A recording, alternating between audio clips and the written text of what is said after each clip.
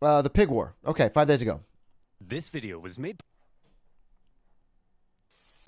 Let's watch The Pig War with Oversimplified. possible by NordVPN.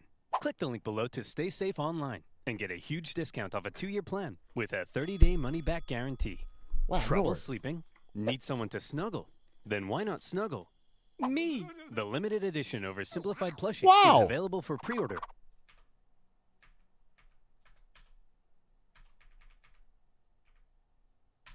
Is this started? Gone in blue. Get it quick along with some beautiful new character pins. Okay. Look at us, boys. We've only gone and bloody done it. We beat the Brits and secured independence. Now to expand Nice. westward and conquer the rest of the continent. Thomas? It looks like a bunch of different people already live out west. What? Oh no.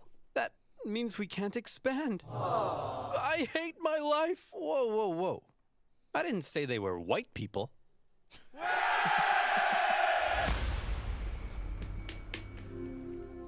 Good old Thomas At the Jefferson. end of the Revolutionary War, when the United States secured its independence from Great Britain, the two sides met in Paris to settle the terms. Among various things, they discussed American territorial gains, and the British granted them a generous amount of land out west. However, Benjamin Franklin appeared to have an additional fascination. Oh, Canada. So voluptuous. You think we can maybe acquire some of that? Quit ogling our territory.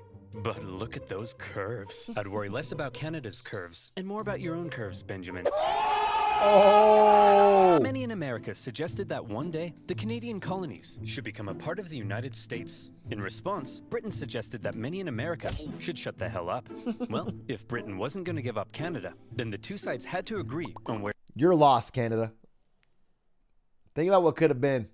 Ooh. I bet you're kicking yourself now.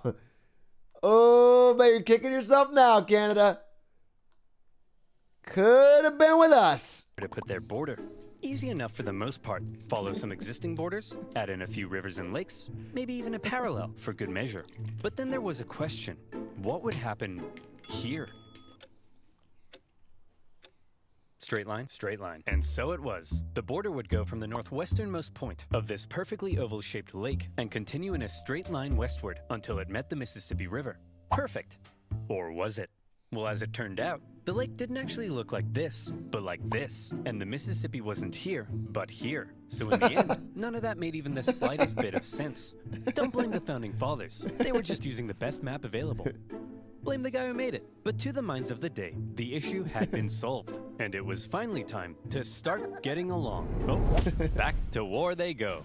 The Glorious War of 1812 saw the Americans try to invade Canada, and the British burn down the White House. But when all was said and done, it was pretty much a draw. And once again, America and Britain had to enter into peace negotiations. By now, both sides realized the original border they came up with was a piece of hot garbage. And since America had also recently obtained a... By the way, the War of 1812 is one of many examples throughout history where there is a dominant economic power, like the world #1, and then a rising economic power that is on a trend to pass them in economy, and they go to war.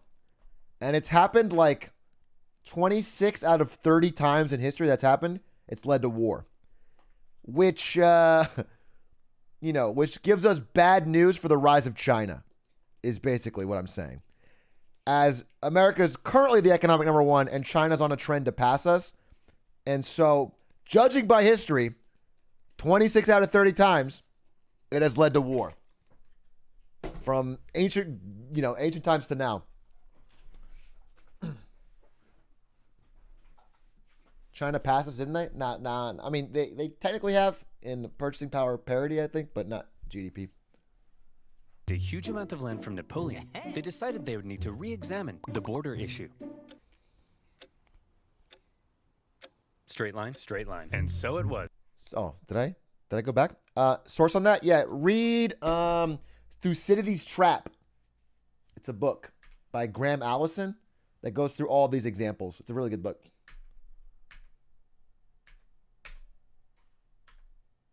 There's an arrow up until the rock. There's also videos on it. I think he's done a video on it if you want to save time. Mount Reed instead of reading. Down to they decided to go from the northwesternmost point of this lake, as had been previously agreed, down to the 49th parallel, and from there the line would go straight as an arrow up until the Rocky Mountains.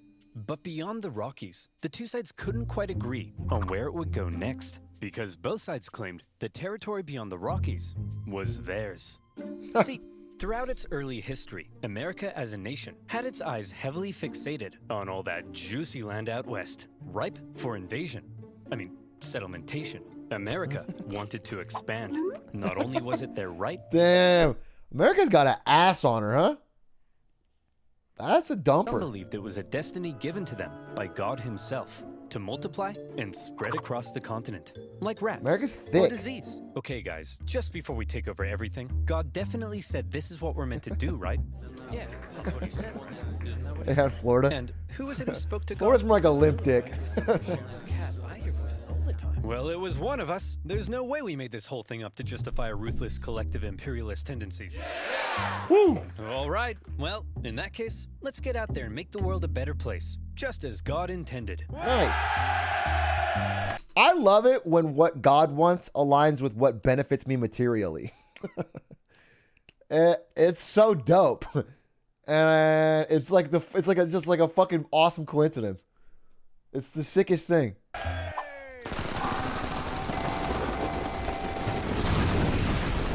This belief in divinely destined expansion would later be given its very own name, Manifest Destiny. But America wasn't the only one interested in controlling the Western territories. At the time, Canada was made up of a number of colonies, collectively referred to as British North America. This one over here was owned by the Hudson's Bay Company, a British charter company dedicated to turning as many beavers as possible into as many felt hats as possible, as quickly as possible. And Canada is still like this today. Can you believe that? Kind of like frozen in time almost. All they do is make hats out of beavers. Watch my stream, I guess. Bitch about it, but it's most of their day-to-day life. If anyone wants to send me a beaver hat, I would love to trade you at 30.90. And the indigenous people became a key supplier. As a result, the British were also eager to control the land out west and secure that region's valuable resources. And in particular, the Great Columbia River was deemed vital to the beaver business. So when it came to the question of what would happen to the border beyond the Rockies, the conversation went a little like this.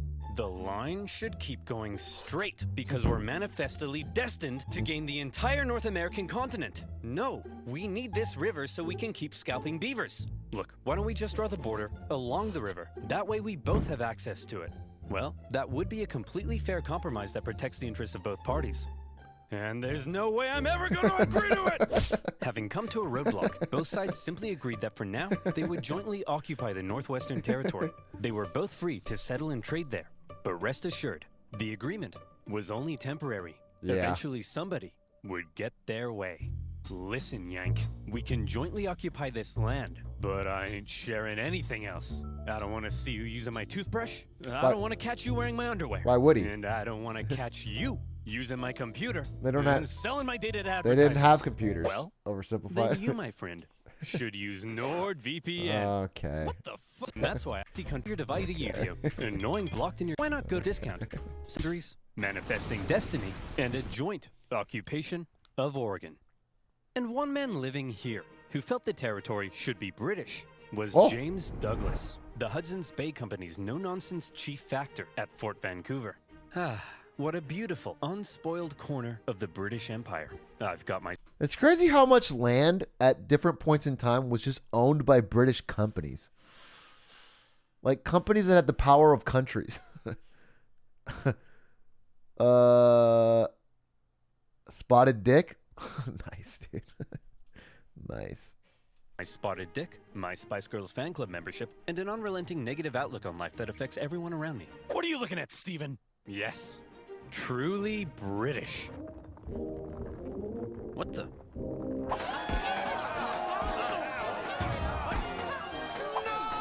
That doesn't happen nowadays. It doesn't really. Not that companies aren't incredibly powerful, but they don't have... Like, Amazon doesn't have a private military. You know what I'm saying? Amazon isn't occupying India.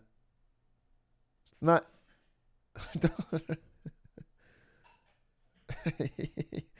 Okay, if you're saying yet, then it still means I'm right.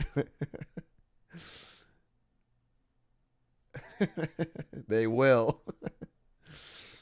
They have a whole rainforest. I think I think you misunderstand the Amazon. The problem for men like Douglas was that many Americans had already begun streaming up the Oregon Trail. Guns slinging, howdy neighboring, diarrhea having. By the thousands, they were pouring into the Oregon Territory in search of land to settle and farm. This, however, crowded out the fur trade, and eventually, a very bitter Douglas and the other Hudson's Bay traders at Fort Vancouver were ordered to relocate north to a new base of operations. But the Americans keep coming and they don't stop coming. Hopped in their wagons and they hit the ground running. Didn't make sense to keep sharing Oregon when they outnumbered the Brits more than 6-1. And suddenly, the whole joint occupation deal was being called into question. Newly elected President Polk maintained that America had an obvious claim to the entire region, even implying a possible war with Britain. Fiery language from U.S. senators declared that American rifles would annihilate the Hudson's Bay Company in Oregon, and America even gave Britain notice that it was pulling out of the joint occupation agreement. I mean, it's tough for Britain to reinforce there, right? Wait, how does... Look, I mean, like... Even if Britain wanted to fight, how does Britain reinforce this? That's not a quick trip. They go the long way around. Go through Canada. Yeah, I mean, yeah, you could sail to Canada, cross. It's not easy. It's not easy when it's sort of a natural push west from America.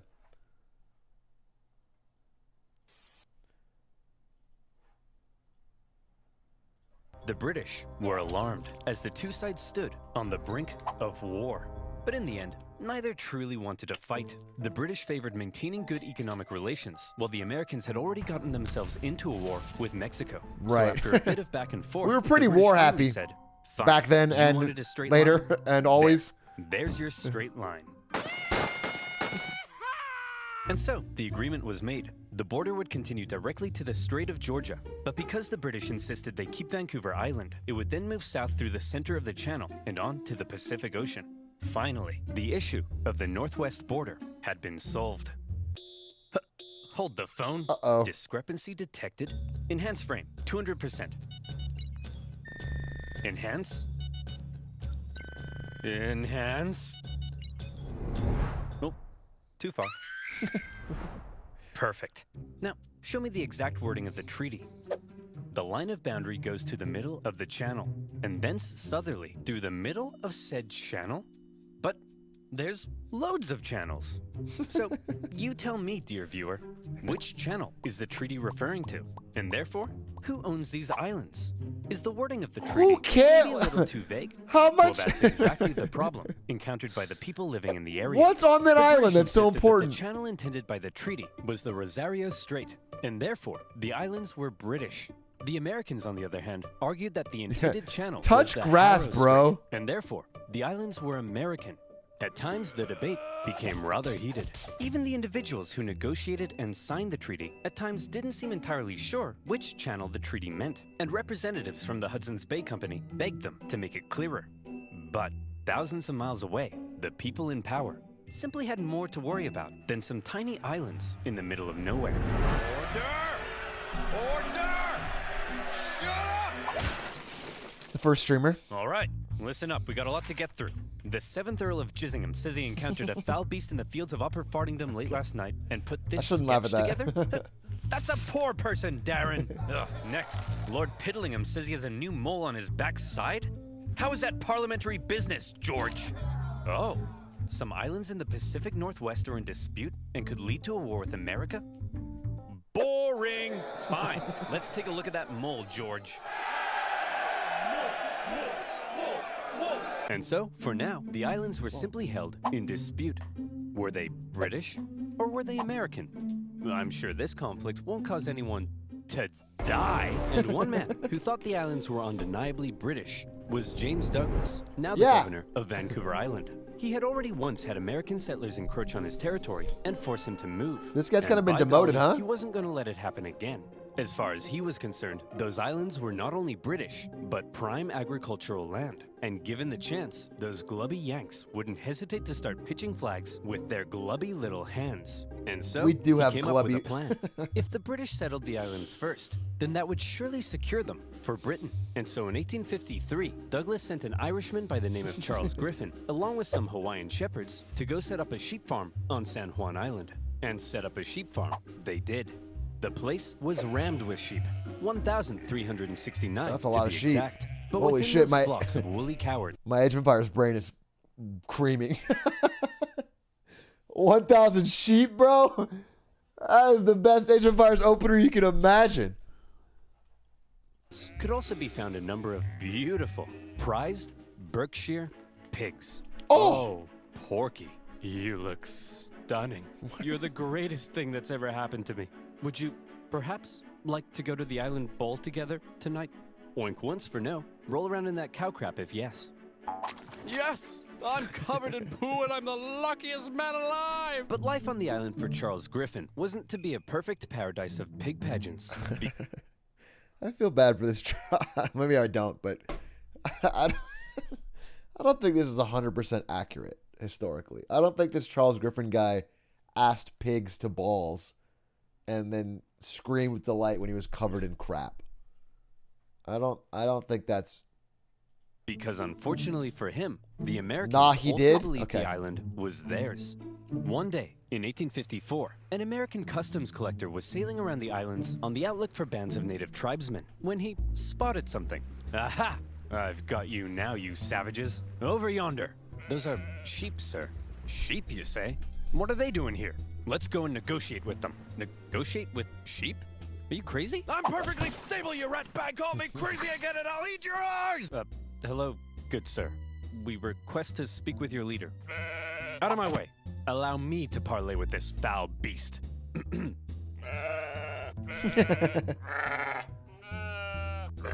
Hey, stop threatening my sheep. Your sheep?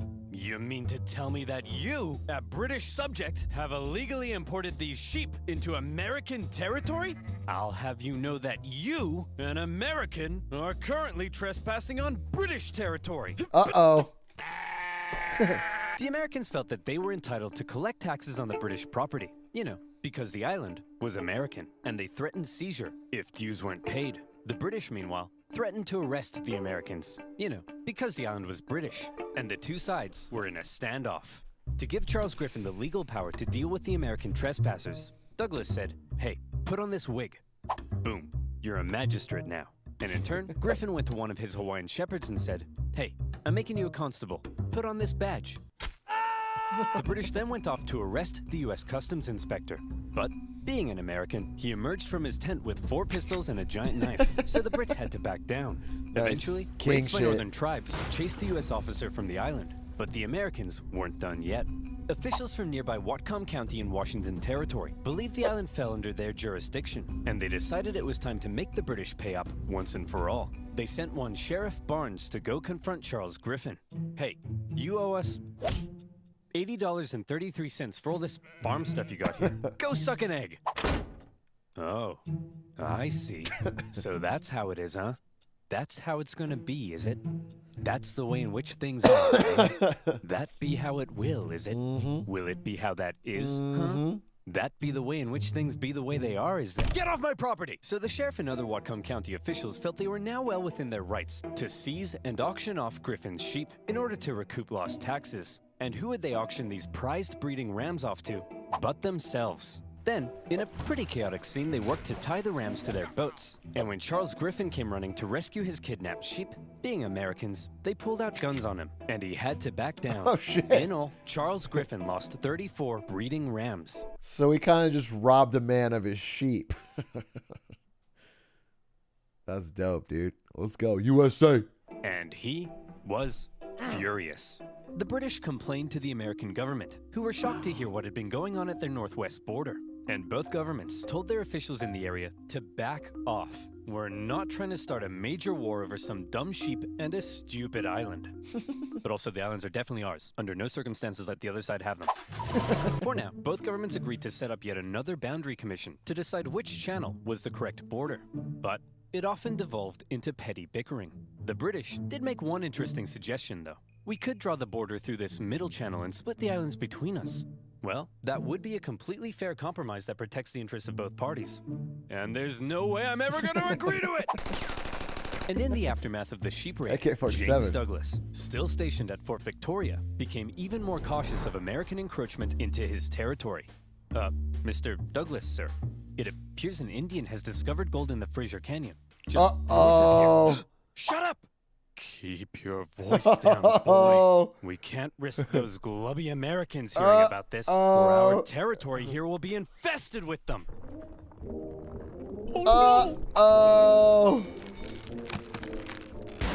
We love gold. Golden guns. The Fraser Canyon gold rush attracted a heap of Americans to the region. Some got lucky. Most did not. And of those that didn't, rather than returning all the way home, many simply decided to settle in the area. And in particular, the juicy green pastures of San Juan Island were rather appealing. Believing the island was American territory, around a dozen American settlers moved there in the late 1850s. One of them was a man named Lyman Cutler, a young man in his mid-20s, and lazy as pie. Nice. He didn't want to have to clear a space in the forest to build his home, so he said, I'll just build my cabin right in the middle of this British sheep run. I'm sure that won't make anyone mad. When he planted potato seeds in his garden, rather than building a nice protective fence around them, he said, I'll just fence in 3 sides and hope all these British farm animals have a moral compass and respect my property rights. Griffin's pig was a Berkshire, well known. Funny to call him lazy when he built a cabin and started a farm.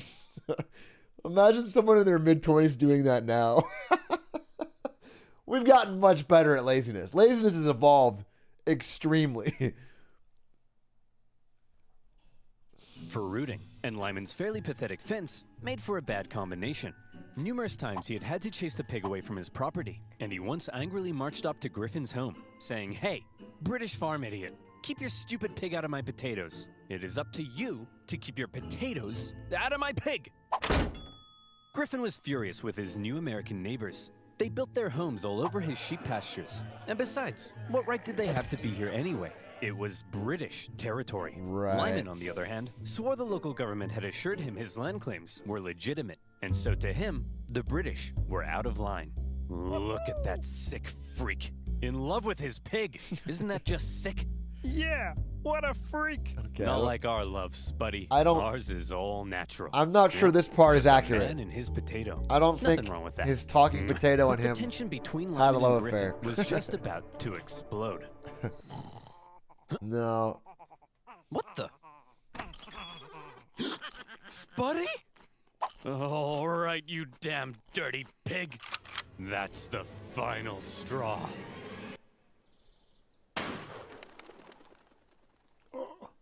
Lyman shot the pig.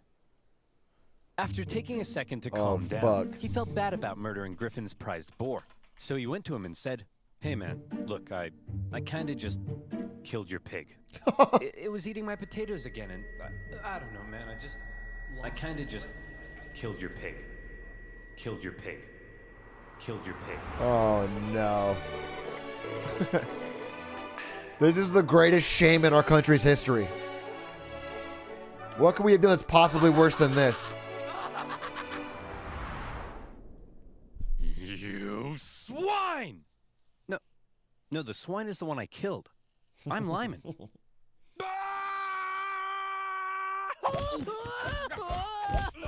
Griffin demanded Lyman pay $100 for the loss of the pig, an outrageous sum at the time. Obviously, Lyman refused, threatening to shoot any more animals that dared enter his property, even threatening to shoot Griffin himself. When Griffin complained to James Douglas, British officials went and confronted the pig killer. Again, they insisted he pay up, and if he didn't, Lyman claimed they threatened to arrest him and take him back to Victoria. British officials arresting an American on American soil and trying him under British law? Now that's controversial.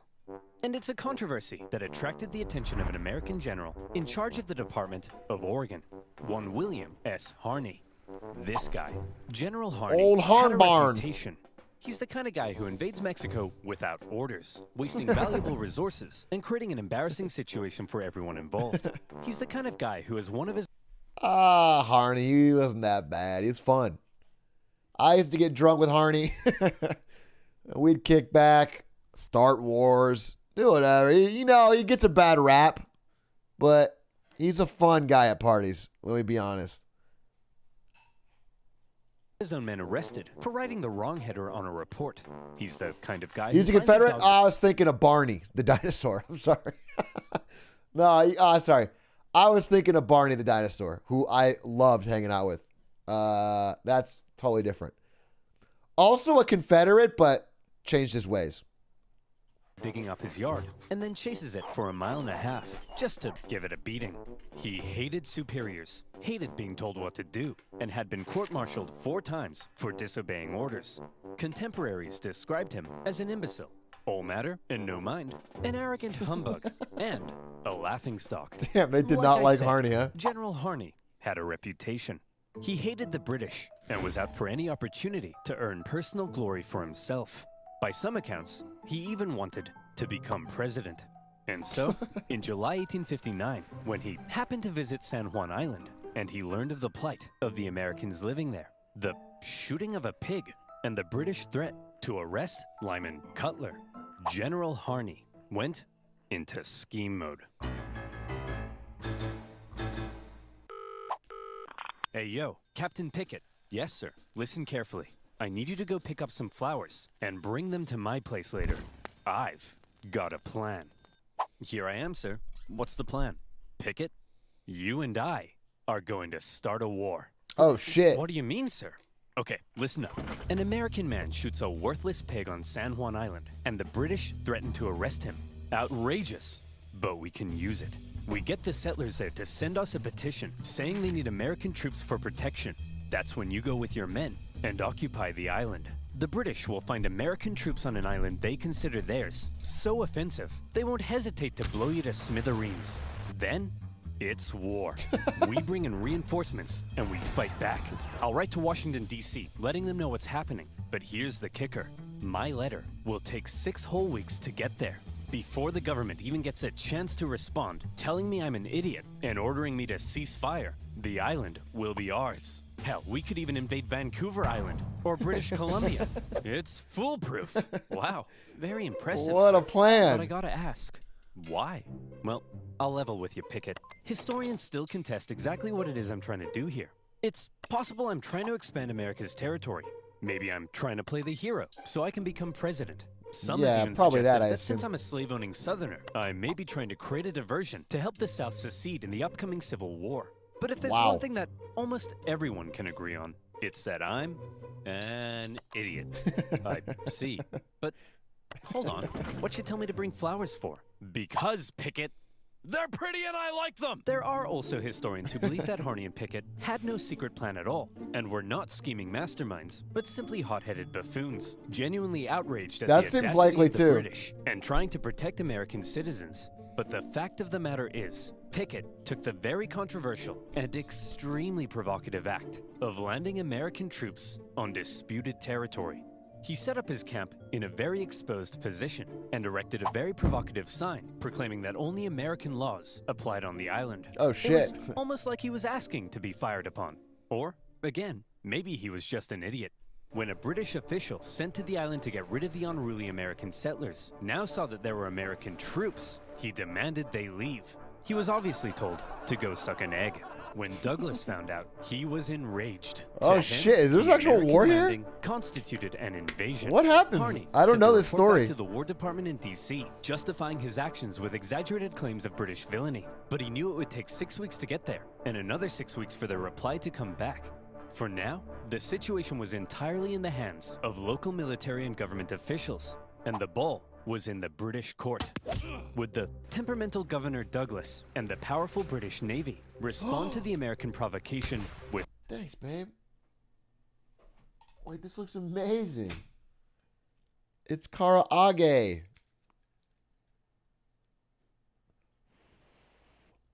Wow, this looks so good. Holy shit. All right, I'm gonna end after this video so I can spend time with Ari. Let's watch more though. Let's watch. With force? Were Britain and America really about to go to war over the shooting of a pig? Well, if one man were to have his way, it's entirely possible they would. James Douglas had already had Americans force him out of Oregon. They had threatened his position in Victoria during the gold rush. Now they had invaded his island, and he had had it. It was time to turn to the Royal Navy. You, Captain Hornby, go to the island and prevent any more Americans from landing. And take this magistrate with you to arrest Captain Pickett. Use force if necessary. Just don't do anything to start a war. Wait, you want me to use force but not start a war? Oh, I'm sorry. Is that too much to ask, princess? When Captain Hornby got to the island and saw that the American force there was even larger than expected, his concern grew. He sent word back to Douglas, who in response ordered even more ships to the island. And at this point, the naval officers were like, hey man, let's talk. They were concerned Douglas's escalation was leading them to war, and they convinced him it probably wasn't a terribly good idea to just go up to an American military captain with his armed men and say, hey bucko, you're under arrest. Please don't shoot me. Douglas gave in. To prevent any hostilities, he canceled all orders and told the Navy, for now, to simply keep an eye on the Americans. He did send one more ship for good measure. Captain Pickett, now seeing the British ships with their guns aimed directly at his exposed camp, said, see Jeff, look at that. We're about to get blown to bits, all according to plan. Hang on. Oh crap, Jeff, we're about to get blown to bits! Run! Pickett hastily moved his camp from its very exposed position to another position, which, as it happened, was also very exposed. It probably won't surprise you to learn Pickett came dead last in his graduating class. This guy Nearby is American a and British hoot. officials began showing up to ask Pickett what the heck he was even doing. Then, a bunch of tourists showed up, because a major war breaking out in their doorstep was the single most exciting thing to ever happen in any of their miserable frontier lives. One Charles Griffin was particularly unhappy. First, his pig... The original LSF.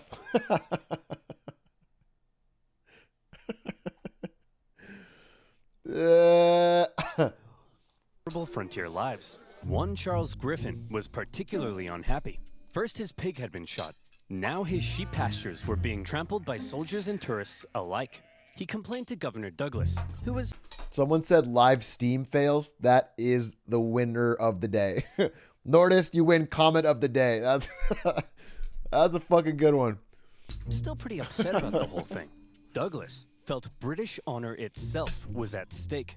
So he decided that if American forces were allowed to be on the island, well then by golly, the British should be there too.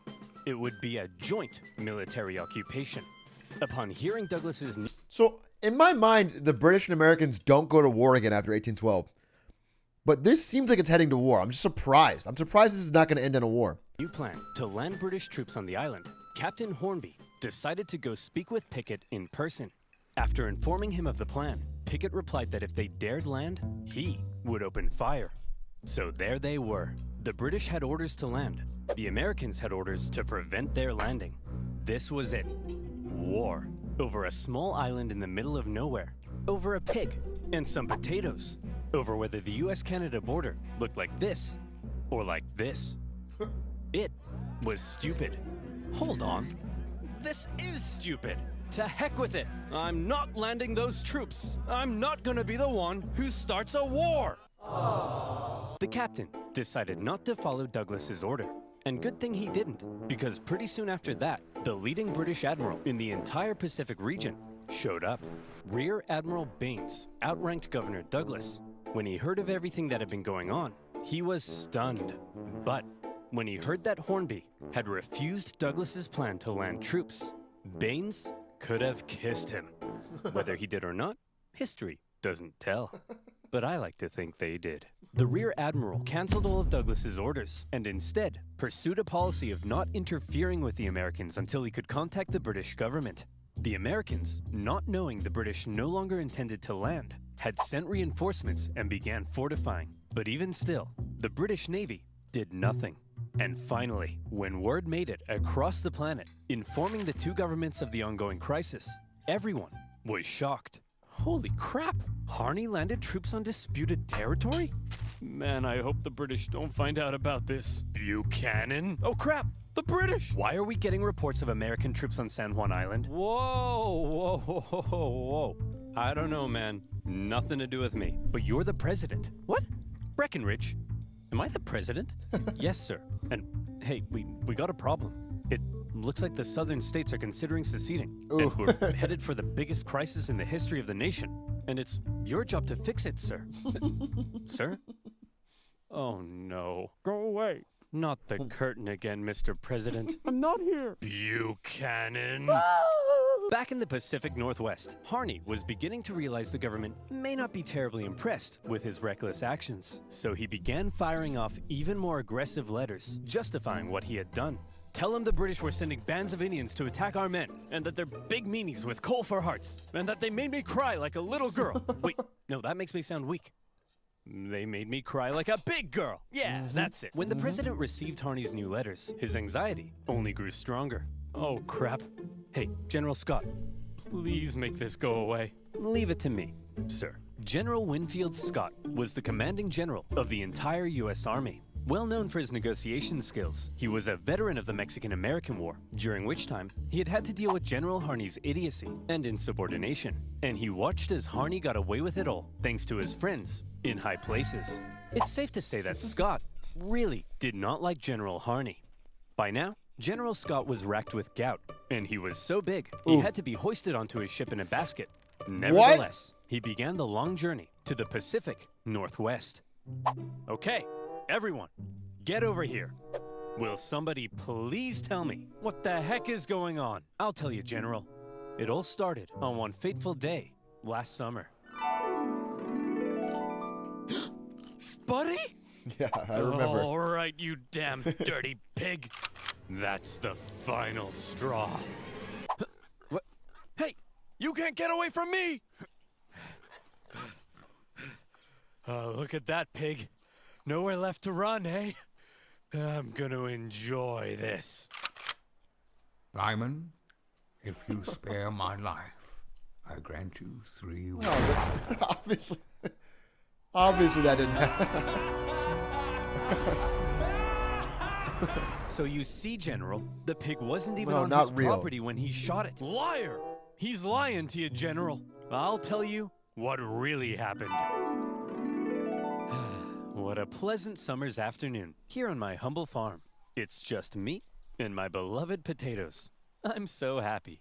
Say, Lyman, them some nice spuds you got there. Would be a shame if somebody ate them. No, not again, you beast! Leave my potatoes alone! Yeah, I'm gonna eat them, Lyman. I'll eat them, and then I'm gonna eat you. Pig put on a suit. I'll shoot! Go ahead, punk. Make my day.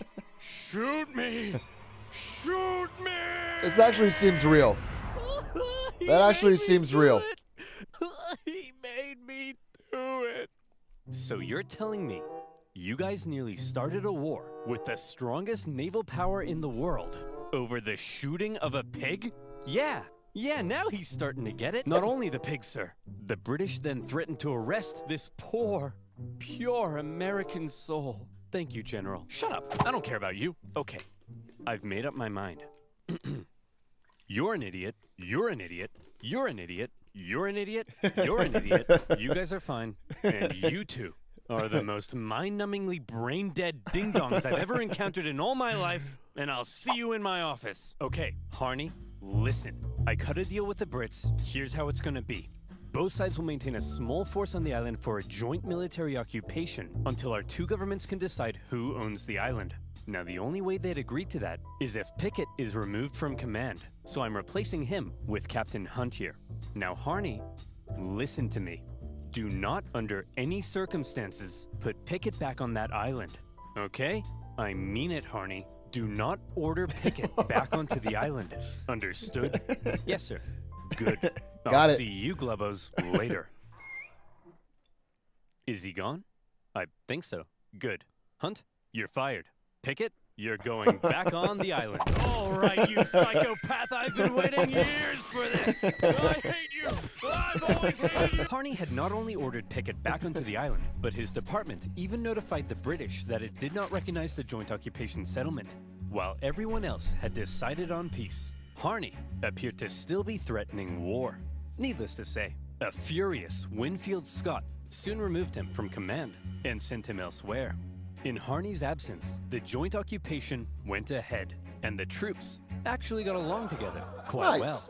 The British attended 4th of July celebrations at the American camp, while the Americans visited the British for Queen Victoria's birthday. Even Pickett became good friends with his British counterpart. War, it seemed, had been avoided, They did the thanks worm. largely to the level-headed actions of the Royal Navy and General Winfield Scott. Of course, the island's worst Are there any Brits in chat? If you're an American chatter, please find a British chatter and give them a white people happy. Okay, let's mend some fences. Okay, give them an oi. still in dispute, and the question of who exactly If you can't owned find a Brit, I guess a Canadian will do. You know, do your best. still had to be answered. That answer would have to wait, because while San Juan was at peace, the nation was tearing itself apart. When civil war broke out in 1861, the issue of San Juan just wasn't that important. Harney, despite being a Southerner, remained in the U.S. Army, but was eventually removed from command at St. Louis when his loyalty to the Union came under suspicion. More famously, Captain Pickett, a native Virginian, went on to become a Confederate general. Pickett's Oh, wow. charge at the Battle of Gettysburg It was remains that one of Pickett? the most famous moments of the entire. Holy fuck, this brain dead ass Pickett from the fucking Northwest is the Pickett of Pickett's charge? That's crazy. Entire war and marked a major turning point. U.S. relations with Britain actually soured during the war. The British, missing their supply of southern cotton, initially looked like they may intervene on the side of the Confederacy. There was the Trent Affair, when Confederate diplomats were discovered and arrested on a British mail steamer. And then there were the British-built ships sold to the Confederacy that wreaked havoc on northern commerce. When the Civil War ended, furious American politicians called on the British to pay reparations. And by now, a long list of hot issues existed between them. And yes, on that list remained, 12 years later, still the issue of who owned these gosh darn islands. That issue, it was finally agreed, would be submitted to international arbitration. The Empire of Germany would decide, with the British and Americans presenting arguments. The American argument was reportedly presented with a little more pizzazz, a little more zing. And in the end, when the Germans made their decision, they awarded the San Juan Islands to the United States. Marketing wins again, baby.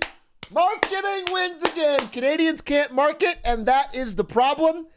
Once you live in the Canadian territories, you lose all the ability to market, and it costs you big. Cost you the San Juans. I knew it would. Knew it did. In fact, I was on this presentation team. I made this pitch, and it had pizzazz. Not a little bit more pizzazz, a lot more pizzazz. Okay? We had sparklers.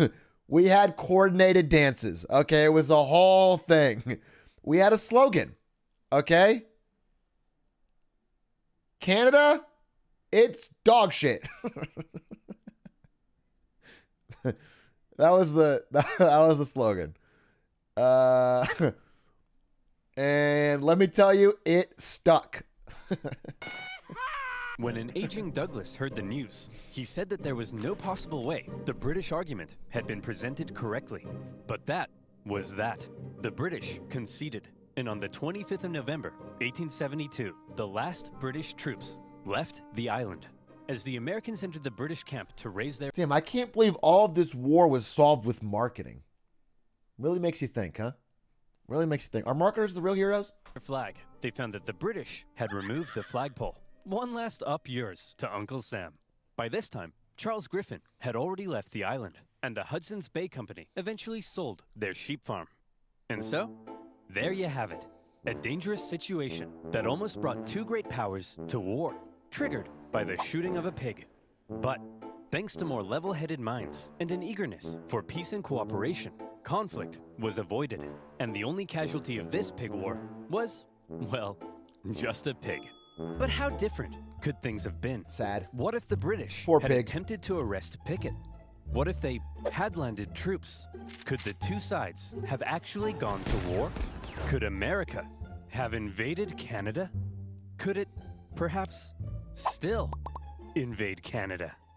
Think about it. Why not? We have the manpower. We have the arms. It's our manifest destiny. Picture a future where American mounties wear red, white, and blue and hail the stars and stripes. Where Wayne Gretzky would wave the American flag I like every that. 4th of July I like in the that. streets of Montreal. Yeah. Maple syrup, the greatest American food. Yeah. Banff, the greatest Wait a minute. American national park. He's making a lot of good United points. Nation, under the leadership of our glorious president, Drake, no longer Yeah! tolerate our smug neighbors to the north with their affordable insulin and endless comments complaining that I don't talk about Canada enough in my videos. Yeah. That's right, Canadians. Watch your backs. Sleep with one eye open tonight. Because Biden's coming, baby. And this time, he's coming with a vengeance!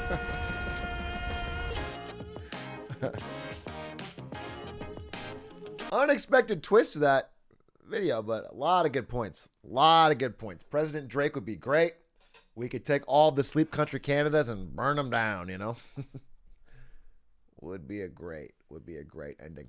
Anyway, I guess the real hero was marketing. Little do you know how I'm breaking while you fall asleep.